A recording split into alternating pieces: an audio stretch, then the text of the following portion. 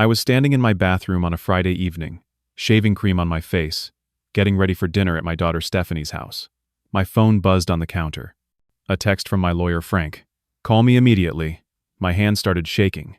I rinsed my face and dialed with wet fingers. Frank's voice was grave. "Cornell, sit down. The FBI contacted me today. Your daughter Stephanie and her husband Derek are under investigation for wire fraud, embezzlement, and identity theft.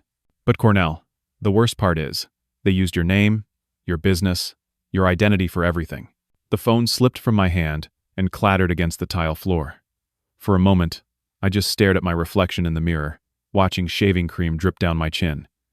This had to be some kind of mistake, some terrible misunderstanding. My mind raced through 1,000 explanations, each one more desperate than the last.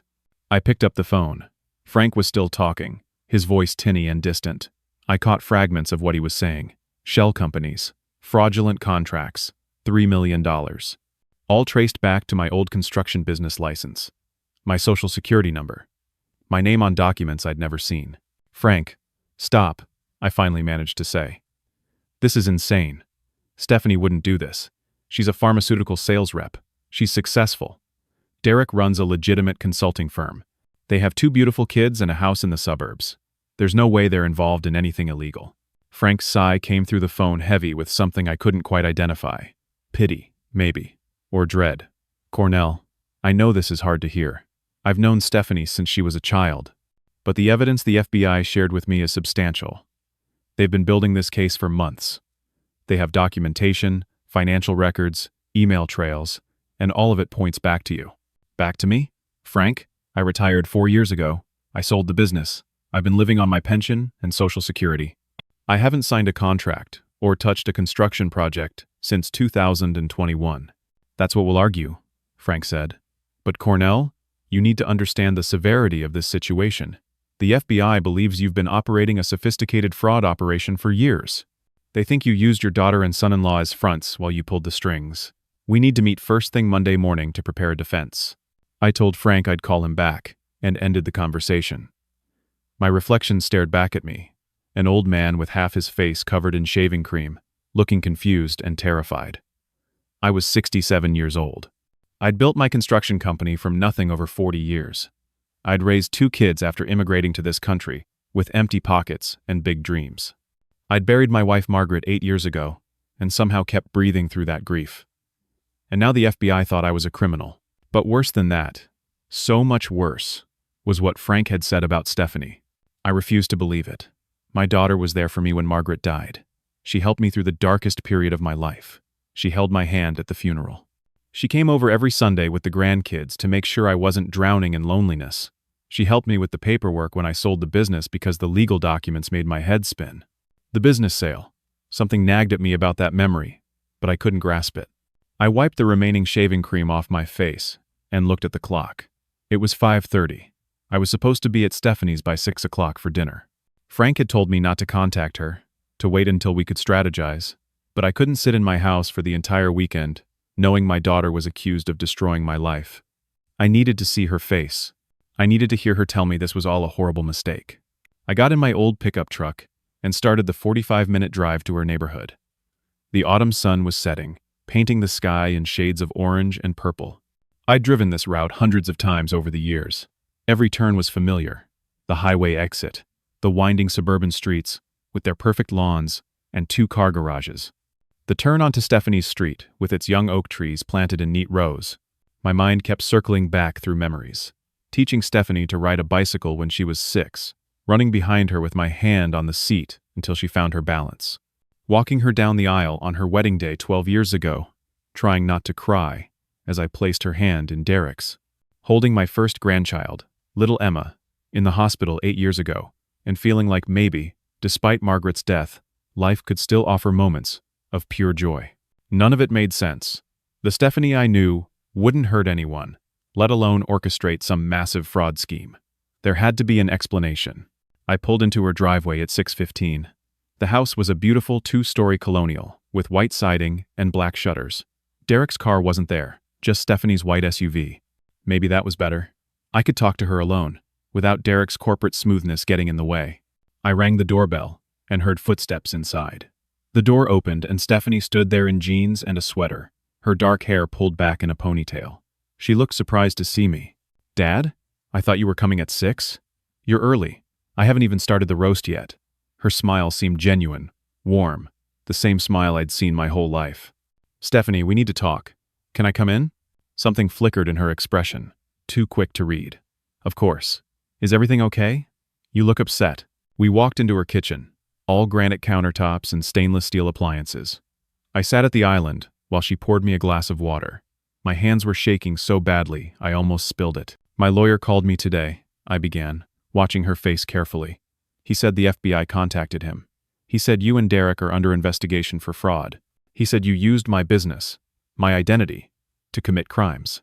I waited for shock, for denial, for tears and protests that it wasn't true. Instead, Stephanie set down the water pitcher very slowly. She walked to the kitchen window and stood there with her back to me, silent. The seconds stretched out, each one heavier than the last. When she finally turned around, the warmth had drained from her face like water from a sink. "Frank wasn't supposed to call you yet," she said quietly. Her voice was different, colder, flatter. "We needed 3 more weeks." The room tilted. I gripped the edge of the counter. "What did you just say?" Stephanie pulled out the stool across from me and sat down. She looked at me the way you'd look at a business associate, not your father. "Dad, yes, it's true. Derek and I have been using your identity for the past 4 years. The construction business you thought you sold? We never actually transferred ownership. We've been running operations under your license, using your credit, your reputation." I couldn't breathe.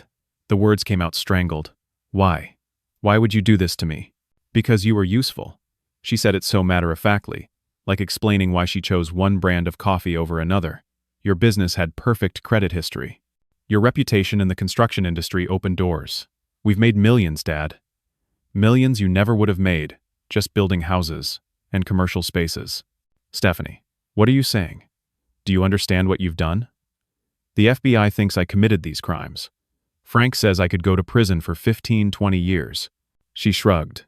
Actually shrugged. "That's unfortunate.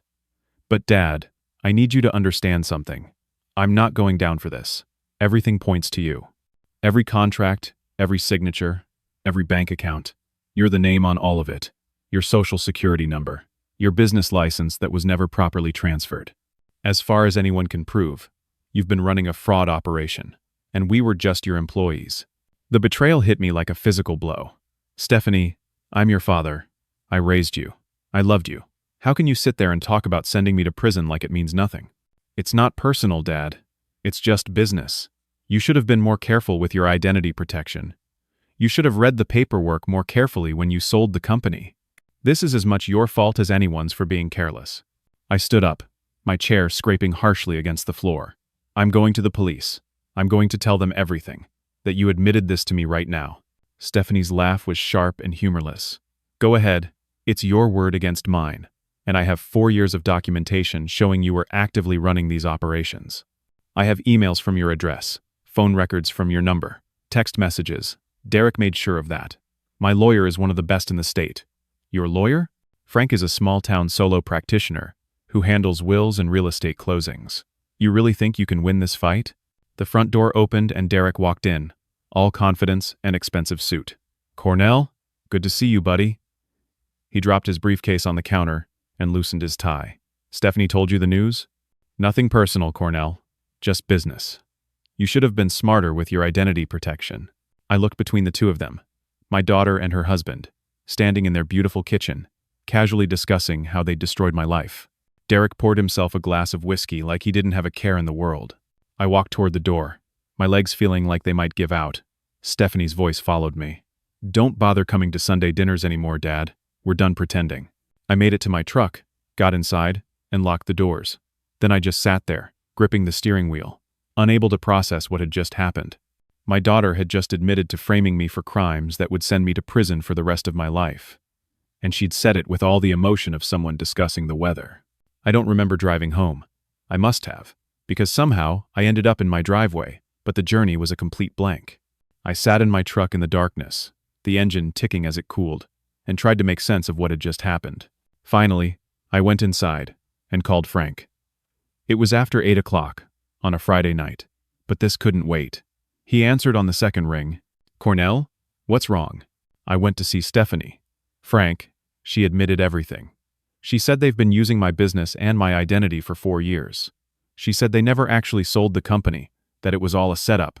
She said, "I'm going to take the fall, and there's nothing I can do about it." There was a long silence. "Cornell, tell me you didn't have this conversation over the phone." "No. I went to her house, face to face." "Did anyone else hear it? Any witnesses?" "No, just us." Then Derek came home, and he confirmed everything too. Frank's sigh was long and weary. "Cornell, don't say anything else about this over the phone.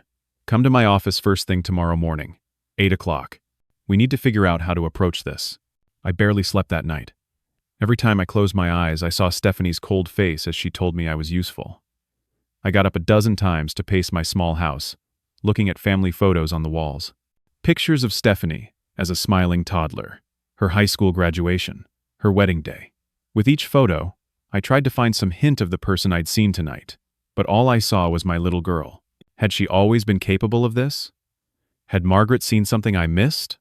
Or had something broken in Stephanie after her mother died? At 7:30 Saturday morning, I gave up on sleep and drove to Frank's office.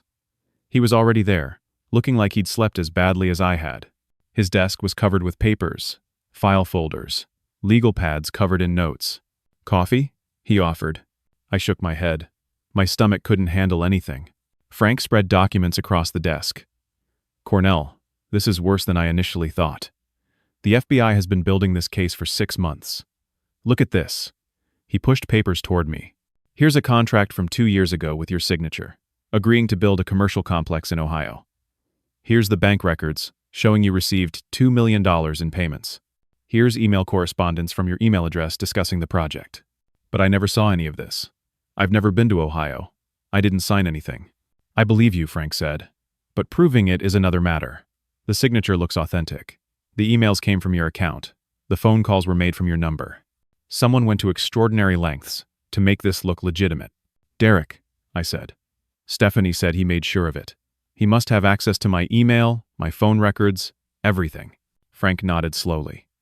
"Which means we need to prove you weren't the one making these communications. We need to show you were somewhere else when these contracts were signed, when these calls were made. Do you keep a calendar? Any records of where you were on specific dates?" We spent hours going through my life. I'm a simple man. I go to church on Sundays. I have coffee with friends on Tuesday mornings. I volunteer at the food bank on Thursdays. But proving where I was on a specific Tuesday 18 months ago, that was nearly impossible. Around noon, I was digging through old bank statements when something caught my eye. The business sale paperwork from 4 years ago. I found the folder and spread it out on Frank's desk. "Frank, look at this. When I sold the business, I thought I was selling to a company called Summit Development Group. These are the people I met with, the ones who toured the office and the equipment yard. But look at the actual transfer paperwork. It says the business was transferred to a holding company called Henderson Holdings LLC. Frank put on his reading glasses and examined the documents. His face went pale. "Cornell, this holding company is registered to Derek. I can look up the business filings, but I'm willing to bet Derek owns Henderson Holdings. You didn't sell your business to outside buyers. You transferred it to your son-in-law, and he kept operating under your credentials. Can we use this? Does this prove I didn't know what was happening?" "It proves intent to defraud on their part," Frank said. "It shows they deliberately structured the sale to maintain access to your business identity. This is good for us, Cornell. This is very good." For the first time since Frank's phone call the day before, I felt a flicker of hope. Maybe we could prove my innocence. Maybe I wouldn't spend my final years in prison. I went home Saturday evening exhausted but slightly less terrified. Frank said he'd spend Sunday researching, and we'd meet again Monday to prepare for approaching the FBI. I tried to sleep Saturday night, but at 3 in the morning I was still awake, staring at the ceiling. Finally, I got up and made coffee. I sat at my kitchen table and thought about calling my son Marcus. He lived 3 hours away, taught high school history, had a wife and a young son. But what would I tell him? Your sister is trying to send me to prison? I didn't want to burden him with this nightmare. Sunday morning came. Usually, I'd be getting ready for church, then heading to Stephanie's for family dinner. The routine I'd followed for years. But that life was over now. Instead, I sat in my house, alone, waiting for Monday. The knock on my door came at 7 o'clock Sunday morning. Way too early for visitors. Through the window, I saw two people in dark suits. My stomach dropped. I opened the door. They held up FBI credentials. "Cornell Henderson? We have a warrant for your arrest. You're being charged with wire fraud, identity theft, and money laundering." They read me my rights. The words washed over me, surreal and terrifying. They handcuffed me. My neighbors were watching from their windows as they led me to an unmarked car. I'd lived on this street for 32 years, and now they were watching me get arrested like a common criminal. At the federal building, they processed me. Fingerprints, photographs, they took my belt and shoelaces. They put me in a holding cell for hours. Finally, they moved me to an interrogation room, a small gray space with a metal table and two chairs. Two agents came in, a man and a woman, both in their 40s, both with the kind of faces that had seen everything and believed nothing. "Mr. Henderson, I'm Agent Carson, and this is Agent Williams. We'd like to ask you some questions about your construction business and your financial activities over the past 4 years." "I want my lawyer," I said. "That's your right," Agent Carson said. "But Mr. Henderson, this will go better for you if you cooperate. We have substantial evidence of your criminal activities. If you help us understand the full scope of the operation, the prosecutor might be willing to negotiate." "I didn't do anything," I said. "My daughter and her husband used my identity. They admitted it to me Friday night. They framed me." Agent Williams leaned back and crossed her arms. "That's an interesting story, Mr. Henderson. Blame your own daughter. That takes a special kind of person. It's the truth. Call my lawyer, Frank Brennan. He'll explain everything." They asked me questions for what felt like hours. I kept repeating that I wanted my lawyer. Finally, they seemed to give up and left me alone in the room. Hours passed. I had no idea what time it was. Eventually, the door opened and Agent Carson came back in. He sat down across from me with a folder. "Mr. Henderson, your daughter came to see us yesterday afternoon. Would you like to know what she told us?" My heart was pounding. "What do you mean?" He opened the folder and pulled out papers. "Stephanie Sutton provided a voluntary statement yesterday. She told us that you've been coercing her into helping you with these schemes for the past 4 years. She says you threatened her family if she didn't cooperate. She says you used her love for you and her fear for her children's safety as leverage. She's agreed to testify against you in exchange for immunity." The room spun. "That's a lie. That's a complete lie. She admitted to me on Friday that she did this. She said I was going to take the fall." Agent Williams joined us. "Mr. Henderson, your daughter came to us before you did. She brought documentation. She brought text messages showing you threatening her. She brought recordings of phone conversations where you instructed her on how to forge documents. She's been our cooperating witness from the beginning." "No," I said. "No, this is wrong. She's lying to save herself." Agent Carson pushed a document across the table.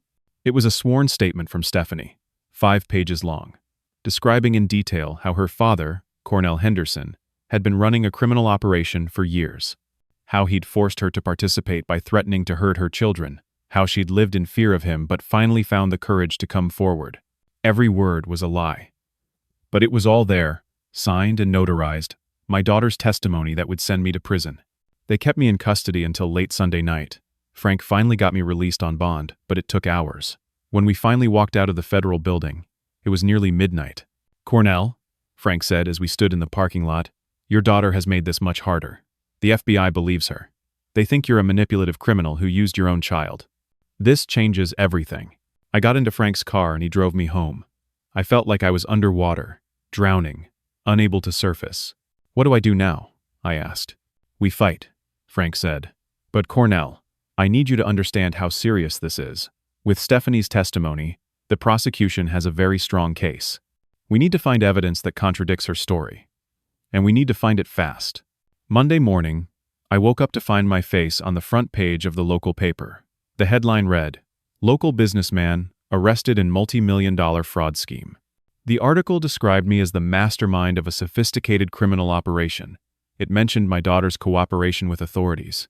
It made me sound like a monster. My phone rang constantly. Old friends calling, some supportive, most just curious. Neighbors I'd known for decades suddenly found reasons to avoid me. I saw Mrs. Palmer from across the street cross to the other side when she saw me checking my mail. By noon, I couldn't take it anymore. I needed to talk to my son. Marcus had to know what was happening before he read about it in the news. I called him. He answered on the third ring. Dad? I was just about to call you. What's going on? Someone sent me a news article with your name. Marcus, I need to tell you something. Can you talk? For the next 30 minutes, I explained everything. The FBI investigation, Stephanie's betrayal, her testimony against me. Marcus was silent for long stretches, and I couldn't tell what he was thinking. When I finished, he said quietly, Dad, let me come see you. I need to talk to Stephanie first. Maybe I can reason with her. She's still my sister. Maybe she'll listen to me. Marcus, no, don't get involved in this. I don't want this touching you. Dad, you're my father. Of course I'm involved. Let me try. If I can get through to Stephanie, maybe she'll tell the truth. Maybe she'll withdraw her testimony. I wanted to say no, but I was desperate. Maybe Marcus could reach her. They'd always been close as kids. Maybe some part of the real Stephanie still existed and would respond to her brother. Okay, I said. But be careful. I don't trust her anymore. Marcus drove down that evening. He went straight to Stephanie's house. I waited at home, pacing, checking my phone every 30 seconds. He called me after 10 o'clock. His voice was shaken. Dad, I tried. I spent 3 hours talking to her. I begged her to tell the truth. I reminded her of everything you've done for us. Everything you sacrificed, raising us. She wouldn't budge. She's cold, Dad. I don't even recognize her. What did she say? She told me to stay out of it. She said if I help you, she'll make sure I'm investigated too. She threatened me, Dad. My own sister threatened me. Marcus, listen to me. Stay away from this. Protect yourself and your family. I mean it. No, Dad. I'm not abandoning you. We'll figure this out together. Over the next few days, Marcus took a week off from teaching. He said he was helping a sick relative, which wasn't entirely a lie. We worked with Frank, trying to build a defense. Marcus made phone calls, researched Derek's business background, tried to find anyone who might have information. Wednesday afternoon, Frank called with news. Cornell, Derek's consulting firm, just filed for bankruptcy. They're claiming the federal investigation destroyed their business. They're liquidating assets. They're hiding money, I said. They're making sure that when this is over, they'll have millions stashed away and I'll have nothing. That's what I think too, Frank agreed. By Thursday, Marcus had an idea.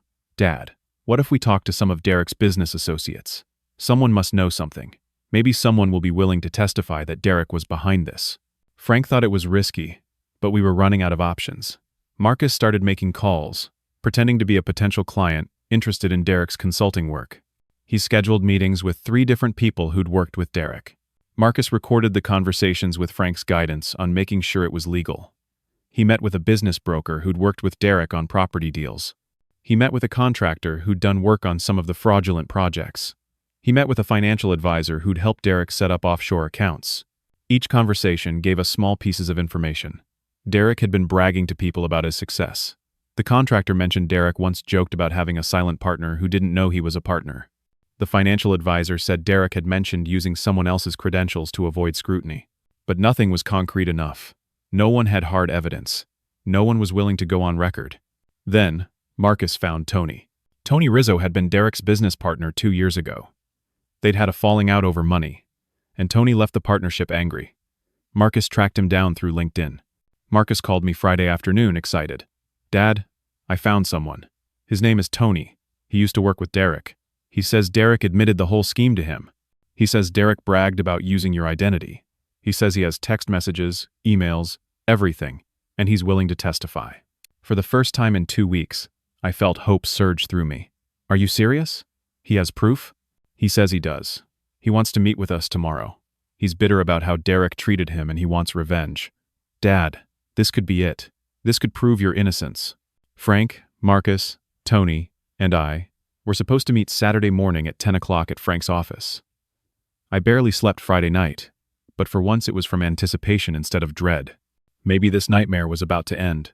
Saturday morning, I arrived at Frank's office at 9:30.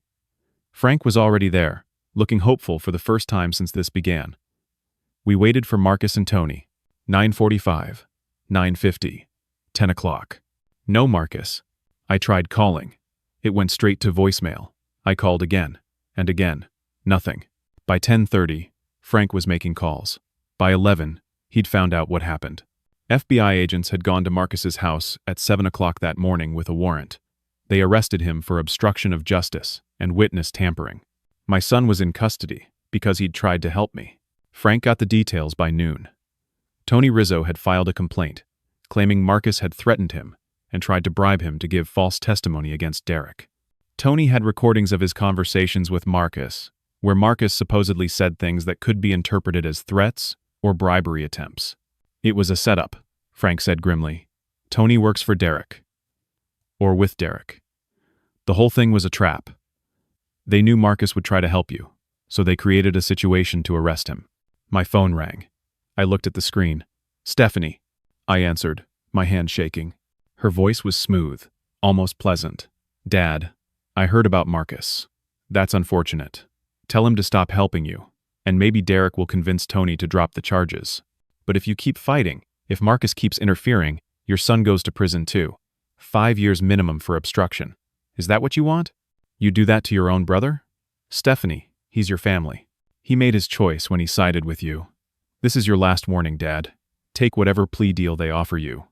Stop fighting. Let this go. Or, I'll destroy Marcus too. She hung up.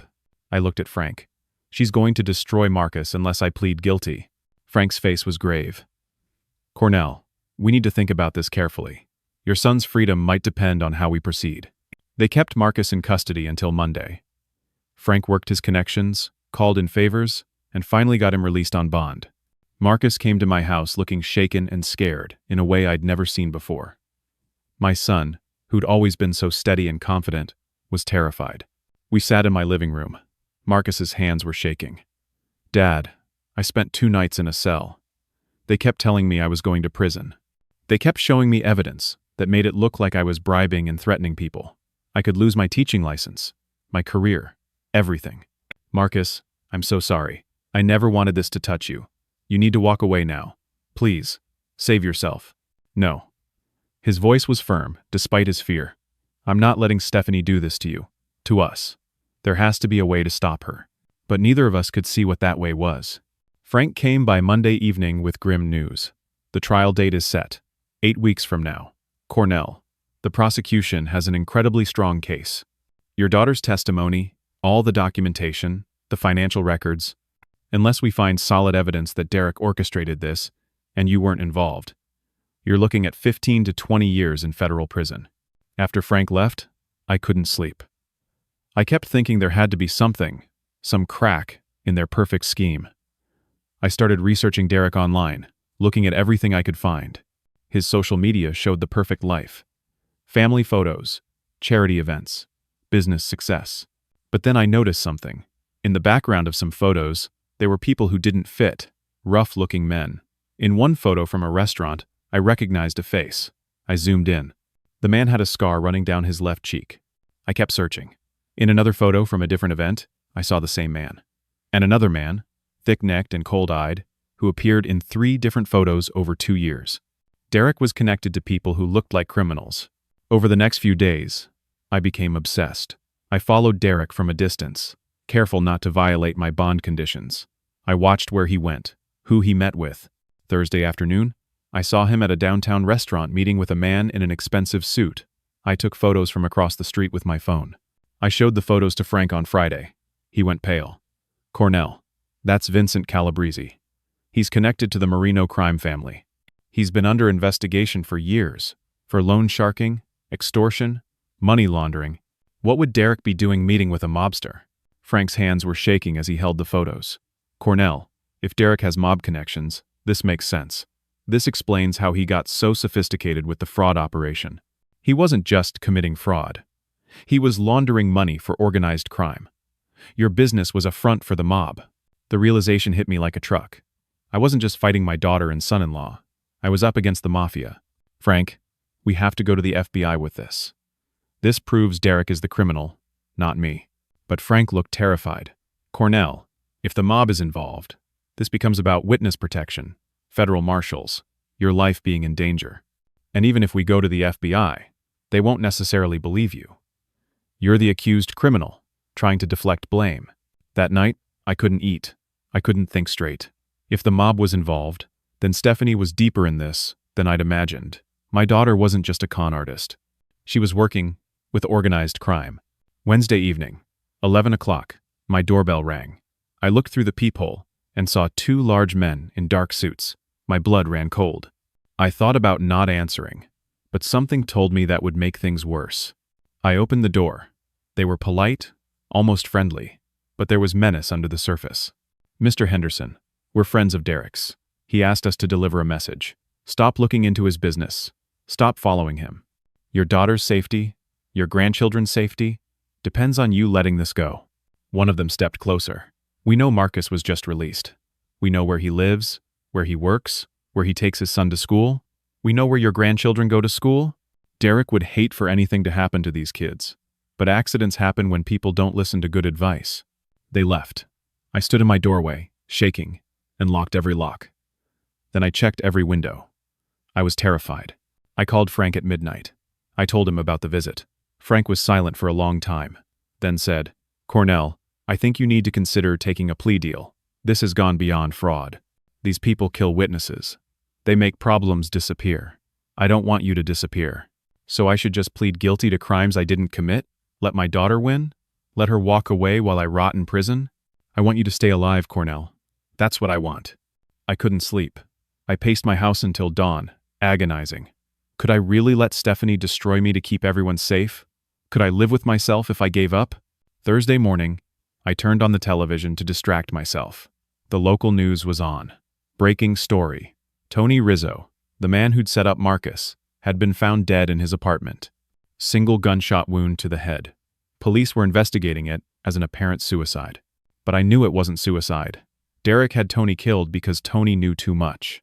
The message was clear: cooperate or die. My phone rang. It was Frank. "Cornell, did you see the news about Tony?" "I saw it. That wasn't suicide. You know it wasn't. Cornell, we need to talk about your options. Real options. Like witness protection, if you testify against the mob, or taking the plea and hoping you survive prison. What about Stephanie? If I testify against the mob, she goes down too, right? Potentially.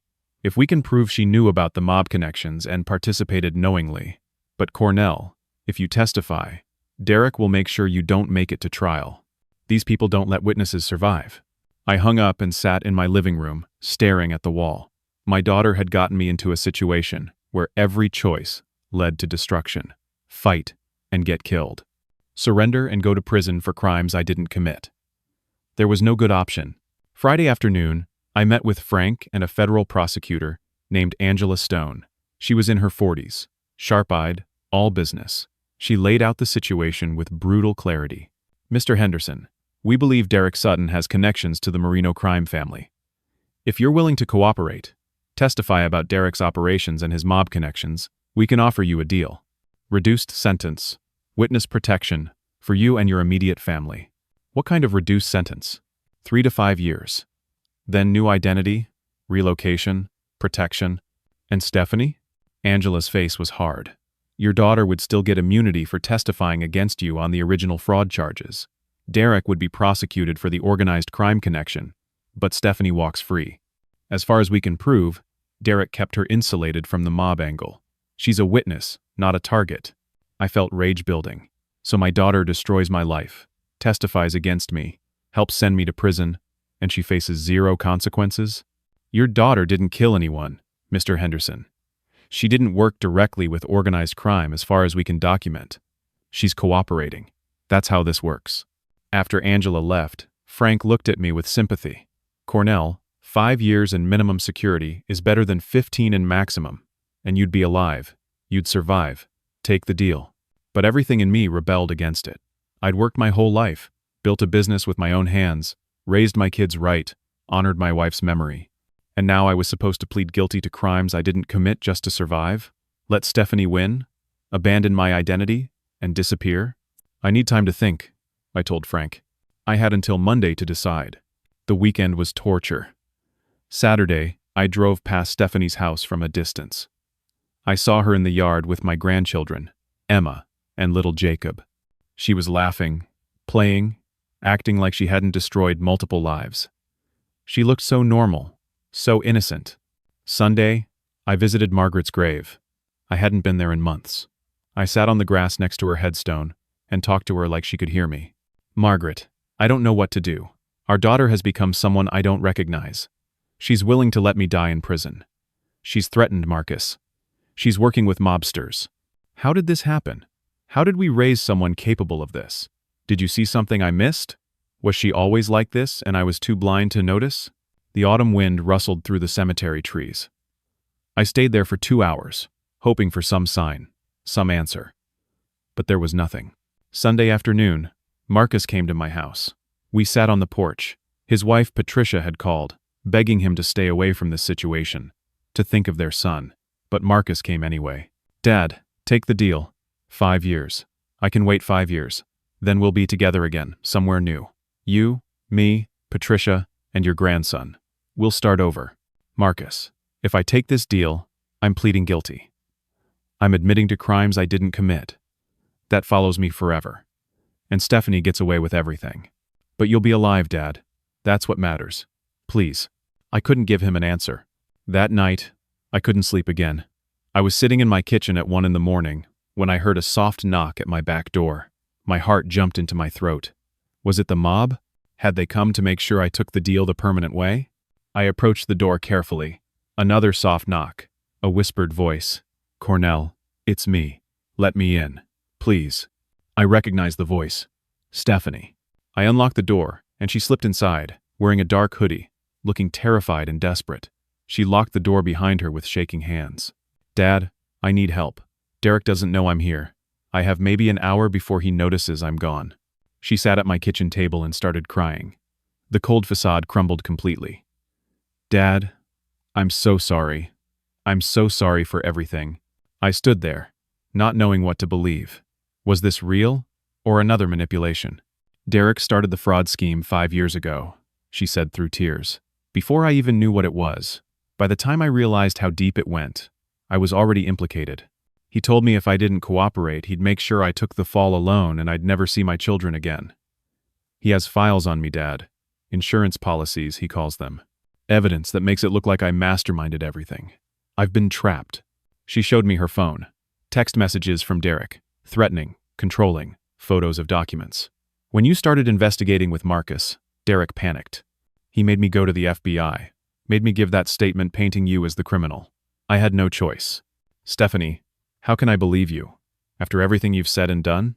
I know I don't deserve your trust. But Dad, Derek killed Tony himself. I saw the gun in his car the next morning. He's not just connected to the mob. He's deeper in than anyone knows. He's laundering money for 3 different crime families. And if you take that deal tomorrow, if you testify, Derek will have both of us killed. He can't let either of us live if you cooperate. She looked at me with Margaret's eyes, and for a moment, I saw my little girl again.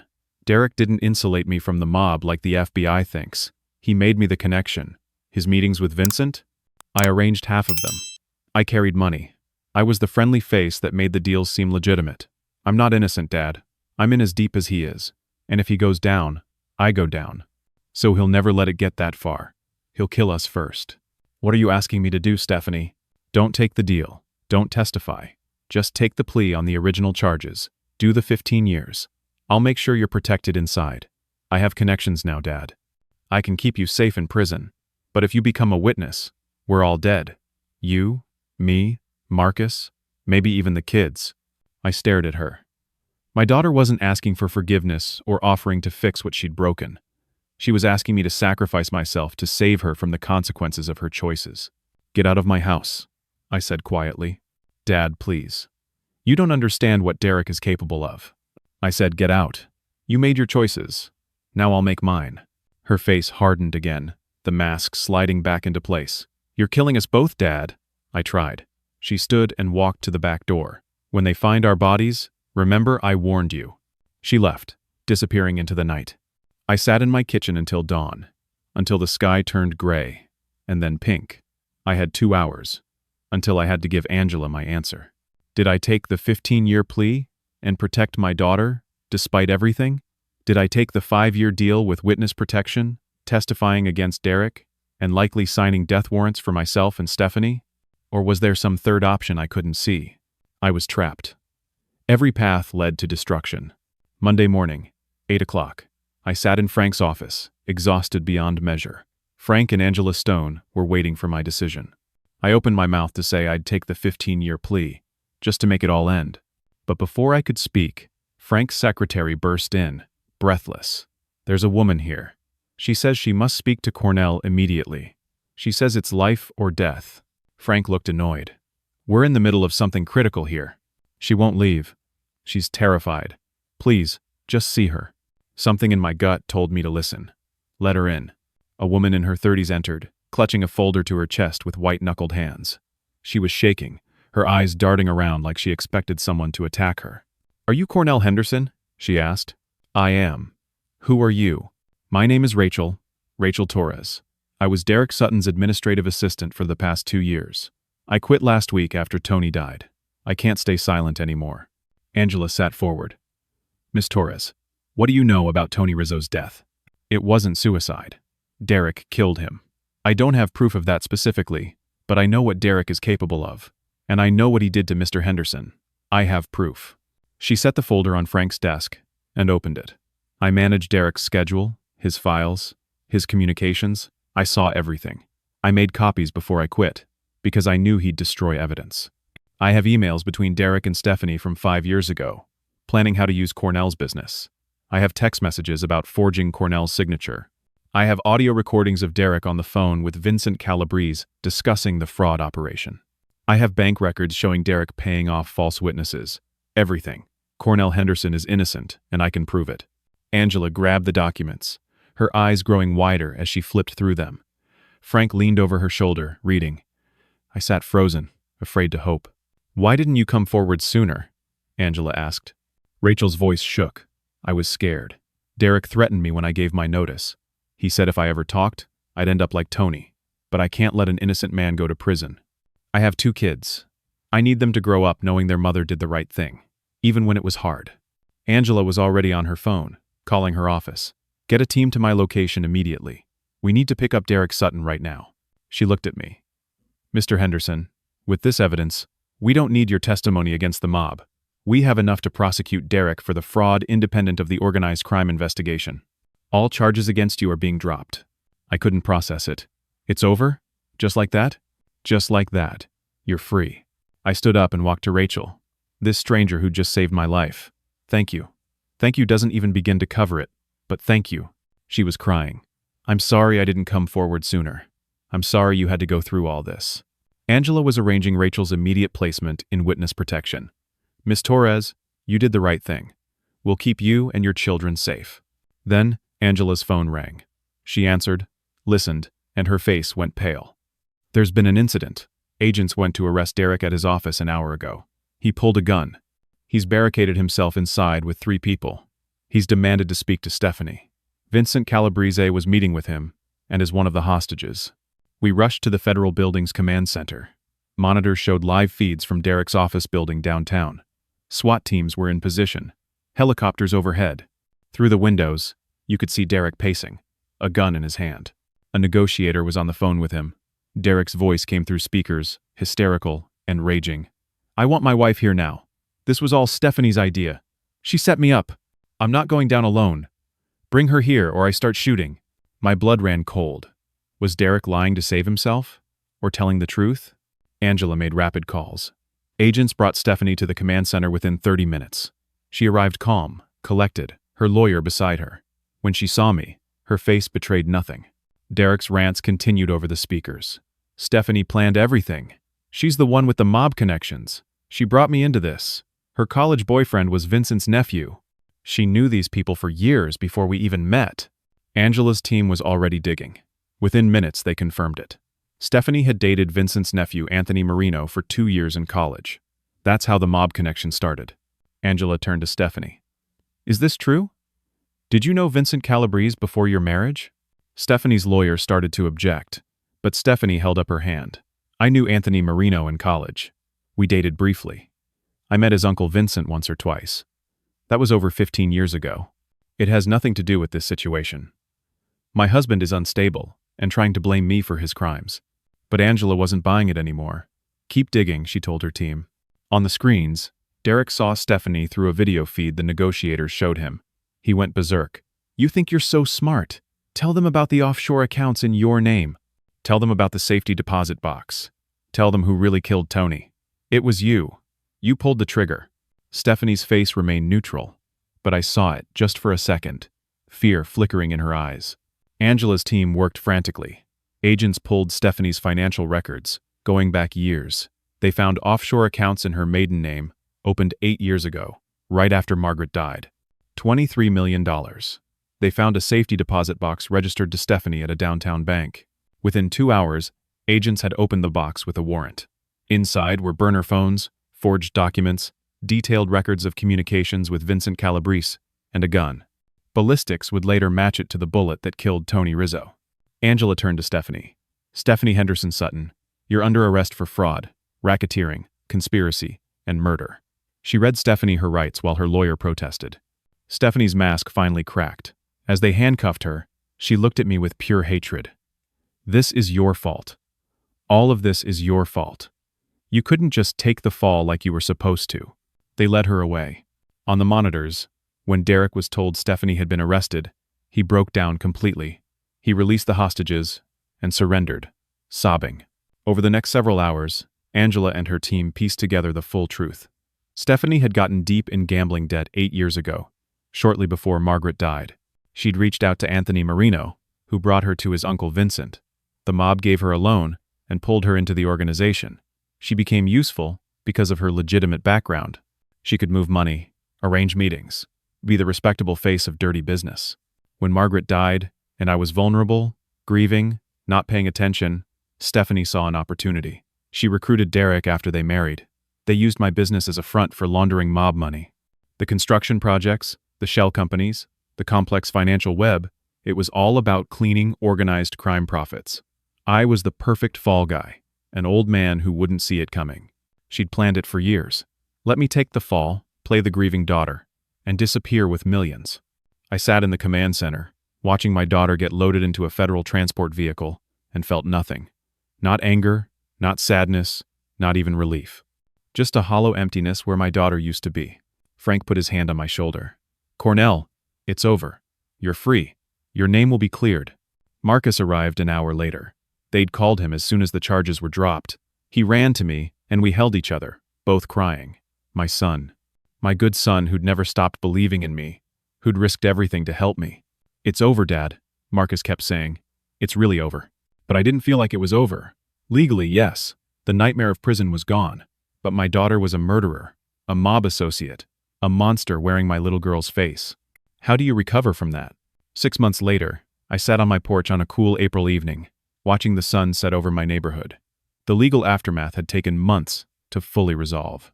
Derek pleaded guilty to avoid a longer sentence and received 30 years in federal prison. Stephanie went to trial and was convicted on every charge. The jury deliberated for less than 4 hours. She received 45 years, without possibility of parole, for 20. Vincent Calabrese and several of his associates were also charged. The FBI had been trying to get Vincent for decades. My nightmare inadvertently brought down a significant portion of the Marino crime family's operations. Rachel Torres, the brave woman who brought the evidence that saved me, was safe in witness protection with her children somewhere in the Midwest. She sent me a card at Christmas. I kept it on my mantle. The town that had shunned me when I was arrested slowly came around as the truth emerged. People apologized, some more sincerely than others. A journalist from a major newspaper wrote a long piece about the case, about a father betrayed by his daughter. I became something of a minor celebrity, which I hated. I just wanted to return to my quiet life. My name was cleared completely. The FBI issued a public statement about my cooperation, my innocence, my victimization. It didn't undo the damage, but it helped.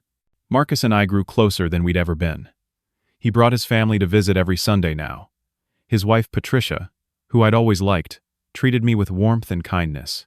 Their son, my grandson Thomas, was 9 years old and reminded me so much of Marcus at that age. I taught Thomas woodworking in my garage on Sunday afternoons. We built birdhouses and small furniture pieces. Working with my hands again, creating something real and honest, helped me heal in ways therapy never could. The question of my other grandchildren, Stephanie's kids, was complicated. Emma was now 9, Jacob was 7. They were being raised by Derek's parents, Howard and Linda. They were good people, devastated by what their son had done, horrified by Stephanie's crimes. Howard called me 2 months after the trial. "Cornell, I know this is awkward, but those kids need their grandfather. You're not responsible for what Stephanie did. Would you be willing to see them?" I agreed.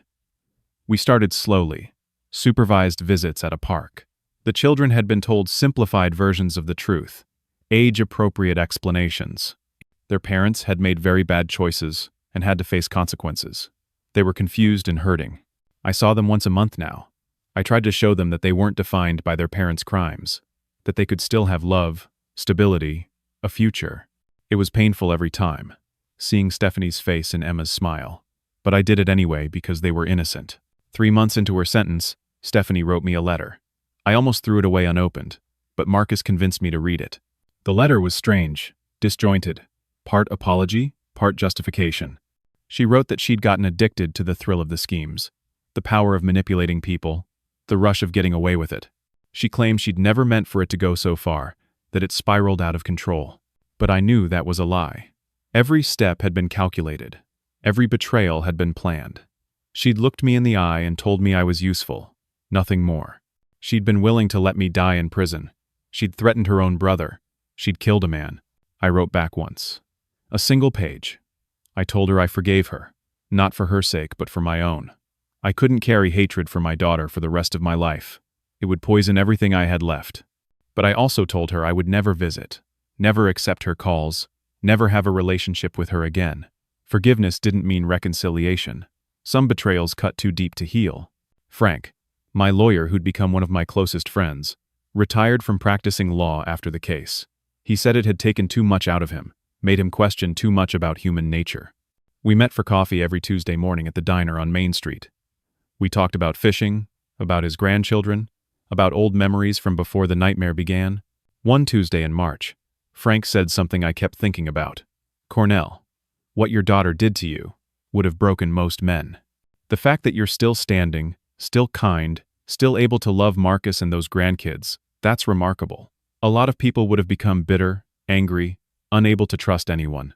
But you didn't let her destroy who you are." I thought about my wife Margaret often. Would she have seen what Stephanie was becoming? Had the darkness always been there, hidden beneath a perfect daughter facade? I'd never know. But I talked to Margaret sometimes, sitting by her grave, updating her on Marcus and Thomas, telling her I was surviving. I learned hard lessons through this ordeal. I learned that blood doesn't guarantee loyalty.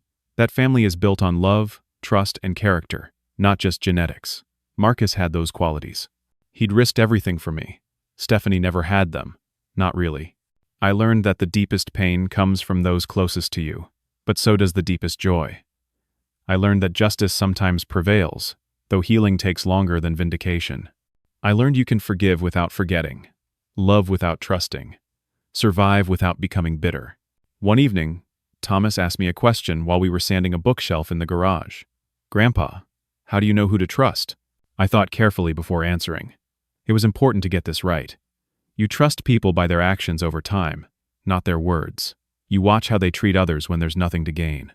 You notice if they're consistent, if they're kind, even when it's hard. And Thomas, sometimes people you trust will hurt you. That's the risk of living. But you don't let one betrayal make you bitter toward everyone. You keep your heart open, carefully, and you build your life around people who've proven themselves worthy. Thomas nodded seriously, absorbing the lesson. I also started volunteering at the community center, teaching woodworking to at-risk youth every Thursday evening. Many of these kids had been betrayed by parents or family members. They understood pain and abandonment in ways most people couldn't imagine. I told some of them my story, not for sympathy, but to show that survival was possible, that you could be knocked down and still get up, that one person's evil didn't define your worth. Several of the kids started calling me Mr. Henderson, showing up early, staying late, asking questions about life, and not just woodworking. One kid, a 17-year-old named Justin, whose father was in prison for robbery, said to me, "You didn't let what happened make you mean. That's hard to do." It is hard, I agreed. Every day I have to choose not to be bitter. But the alternative is letting her win even more than she already did. I won't give her that. On a Sunday evening in late April, Marcus's family was over for dinner. Patricia had cooked a roast that reminded me of the meals Margaret used to make. Thomas was showing me a drawing he'd done at school. Marcus and I stood at the kitchen window, watching the kid with pride. "Dad, I'm sorry for everything you went through," Marcus said quietly. "But I'm grateful we came through it together. A lot of families would have fractured, but we're stronger now. Son, some people get broken by betrayal, but we chose not to break. That's what matters." After everyone left, I sat on my porch with a cup of coffee, watching the stars come out. I thought about the day Frank called me, the day this nightmare began. I thought about every twist, every betrayal, every moment I thought I'd be destroyed. But I was still here. My name was cleared. I had Marcus, Patricia, Thomas. I had Frank and my Tuesday morning coffee. I had my grandchildren, Emma and Jacob, slowly learning they could trust me. I had the kids at the community center who looked up to me. I had my integrity intact. Most importantly, I had myself. Stephanie had tried to take everything from me, my freedom, my reputation, my life itself. But she couldn't take who I was at my core. That was something she could never touch. I thought about everything I'd learned. That character is revealed in crisis. That true family is found in who stands beside you when everything falls apart. That you can survive the unsurvivable if you refuse to surrender your humanity in the process. As the evening grew darker and the porch light flickered on, I whispered to the night air, to Margaret, to myself, I survived, and I'm still standing. I smiled, genuinely smiled, feeling at peace with my scars, grateful for my remaining family, ready for whatever came next. The nightmare was over. Life, complicated and beautiful and sometimes cruel but also full of grace, continued. I want to ask you something. Have you ever faced a betrayal so deep you thought you'd never recover? How did you find the strength to keep going? Share your story in the comments. Your experience might help someone else who's struggling right now. If this story touched you, if it reminded you that survival is possible even in the darkest moments, please like this video and subscribe to hear more stories about resilience and redemption. Share it with someone who needs to hear that they can overcome their own betrayals and hardships. Thank you for listening to my story. Remember, you're stronger than you think, and you're never as alone as you feel. Take care of yourselves and each other.